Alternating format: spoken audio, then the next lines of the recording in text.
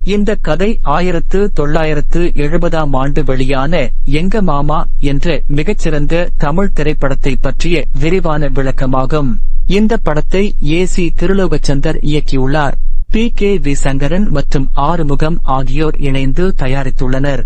இதில் நடிகர் திலகம், சிவாஜி கணேசன், ஜெயலலிதா மற்றும் வெண்ணிற ஆடை நிர்மலா ஆகியோர் முதன்மை பாத்திரங்களில் நடித்துள்ளனர். இது 1968இல் வெளியான பிரம்மச்சாரி என்ற ஹிந்தி திரைப்படத்தின் மறுஉருவாக்கம் ஆகும். கதையின் நாயகன் கோடீஸ்வரன் ஒரு அனாதை.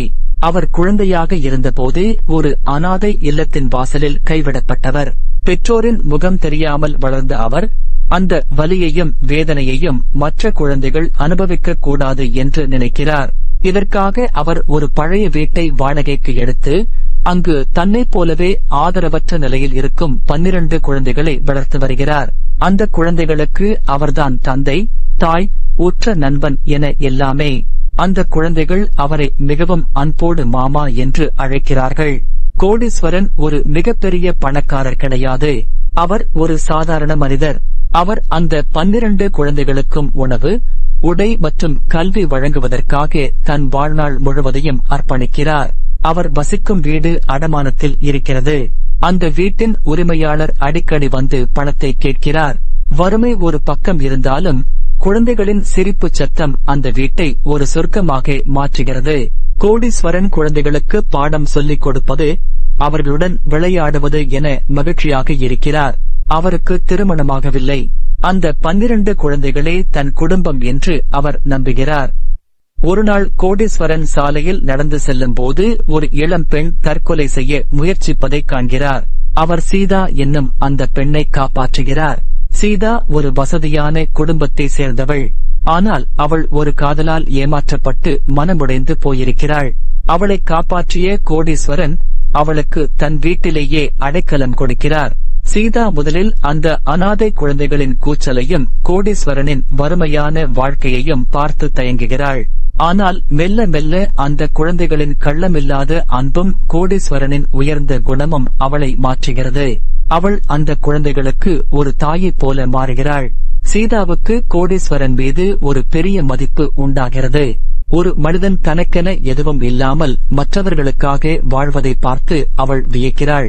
இதற்கிடையில் கோடீஸ்வரனுக்கு தன் வீட்டை அடமானத்திலிருந்து மீட்க பெருந்தொகை தேவைப்படுகிறது. அவர் பல்வேறு வேலைகளை செய்து பணத்தை சேர்க்க முயற்சி செய்கிறார். அப்போது சீதாவை ஏமாற்றிய அந்த நபர் யார் என்பது தெரிய வருகிறது. அவன் ஒரு வில்லத்தனமான மனிதன். அவன் சீதாவை ஏமாற்றியது மட்டுமல்லாமல் கோடீஸ்வரனின் வீட்டையும் அபகரிக்க திட்டமிடுகிறான். கோடீஸ்வரன் தன் புத்திசாலித்தனத்தாலும் தைரியத்தாலும் அந்த வில்லனை எப்படி எதிர்கொள்கிறார் என்பதும் அனாதை குழந்தைகளுக்கு எப்படி ஒரு பாதுகாப்பான எதிர்காலத்தை அமைத்துக் கொடுக்கிறார் என்பதுமே படத்தின் மீதி கதையாகும். இடையில் சில சுவாரஸ்யமான சம்பவங்கள் நடக்கின்றன. சீதாவின் குடும்பத்தினர் அவளை தேடி வருகிறார்கள். ஆனால் சீதா கோடீஸ்வரனுடனும் அந்த பிள்ளைகளுடனும் வாழ்வதையே விரும்புகிறாள். கோடீஸ்வரன் சீதாவுக்கு மறுவாழ்வு அளிக்க நினைக்கிறார். படத்தின் உச்சக்கட்டத்தில் வில்லனின் சதி முறியடிக்கப்படுகிறது. கோடீஸ்வரன் அந்த அடமான வீட்டை மீட்கிறார். இறுதியில் கோடீஸ்வரன் மற்றும் சீதா இருவரும் இணைந்து அந்த குழந்தைகளை வளர்க்கும் ஒரு பெரிய குடும்பமாக மாறுகிறார்கள். அன்பு ஒன்றே அனைத்தையும் வெல்லும் என்ற கருத்தை இந்த படம் அழகாகச் சொல்கிறது. இந்த படத்தில் சிவாஜி கணேசன் அவர்களின் நடிப்பு மிகவும் உணர்ச்சிகரமாக இருக்கும். குறிப்பாக குழந்தைகளுடன் அவர் பாடும் பாடல்கள் இன்றும் ரசிக்கத்தக்கவை. இயக்குனர் ஏ.சி. திருலோகச்சந்தர், தயாரிப்பாளர்கள் பி.கே.வி. சங்கரன் மற்றும் ஆறுமுகம், நடிகர்கள் சிவாஜி கணேசன், ஜெயலலிதா, வெண்ணிற ஆடை நிர்மலா, நாகேஷ் மற்றும் வி.கே. ராமசாமி. இசை எம்.எஸ். விஸ்வநாதன், பாடலாசிரியர் கண்ணதாசன், வசனம் ஆரூர்தாஸ், ஒளிப்பதிவு எம்.சி. சேகர், படத்தொகுப்பு ஆர்.ஜிகோ.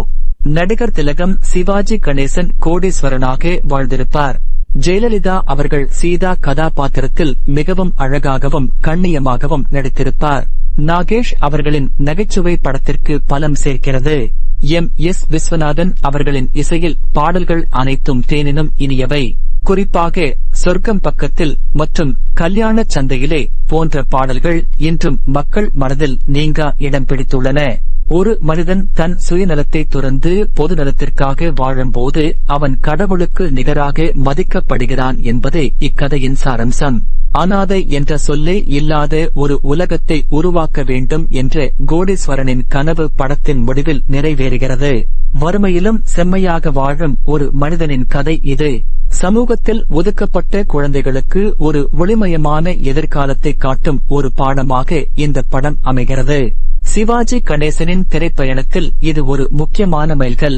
குடும்பத்தோடு அமர்ந்து பார்க்க வேண்டிய ஒரு உன்னதமான காவியம் எங்க மாமா. இந்த திரைப்படம் 1970 ஆண்டு ஜனவரி மாதம் 14ஆம் தேதி பொங்கல் திருநாளில் வெளியாகி மாபெரும் வெற்றி பெற்றது. இது ஒரு நகைச்சுவை கலந்த பாச போராட்டமாகும். குழந்தைகளுக்காக வாழ்வதே ஒரு வரம் என்பதை இந்த படம் சொல்லாமல் சொல்கிறது. சிவாஜி கணேசன் அனாதை இல்ல குழந்தைகளுக்காக பல்வேறு வேடங்களில் நடித்து நிதி திரட்டும் காட்சிகள் மிகவும் சுவாரஸ்யமானவை. அனாதை குழந்தைகள் மீது அவர் காட்டும் அக்கறையும், அவர்களுக்கு ஒரு ஆபத்து வரும்போது அவர் துடித்துப் போவதும் பார்ப்பவர் கண்களில் கண்ணீரை வரவழைக்கும். படத்தின் இறுதியில் சீதா மற்றும் கோடீஸ்வரன் இணைவது ஒரு முழுமையான நிறைவை தருகிறது.